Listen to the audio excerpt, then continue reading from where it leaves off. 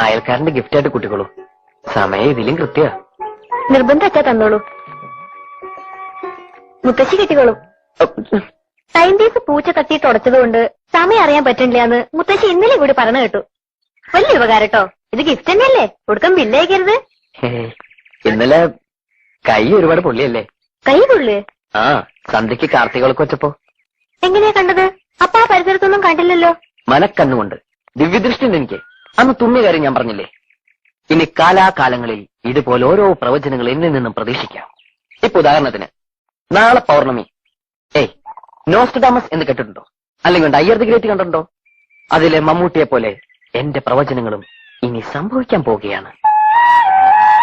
നാളെ രാത്രി താൻ ഉറങ്ങിക്കിടക്കുമ്പോ സമയം ഏതാണ്ട് 12-ന് 1 മിനിറ്റ് മുമ്പുള്ളപ്പോൾ വിദൂരതയിൽ നിന്നൊരു പാട്ടൊഴുകിയെത്തുന്നു. താൻ അറിയാതെ ഉറക്കമുണർന്നു പോകുന്നു. പാട്ടിന് ചെവി ഓർക്കുന്നു. എവിടെ നിന്നാവും ആ പാട്ടെന്നറിയാൻ അപ്പുറത്ത് കിടക്കുന്ന ചേച്ചിയെ ഉണർത്താതെ താൻ മെല്ലെ എഴുന്നേറ്റ് ജനലിനരികിലേക്ക് വരുന്നു. അപ്പോൾ വിദൂരതയിൽ ഉറങ്ങാതെ കണ്ണിൽ എണ്ണ ഒഴിച്ച് ഒരു പാവം നക്ഷത്രം. ആ നക്ഷത്രം തന്നെ തന്നെ നോക്കി പറയും, ഐ ലവ് യു.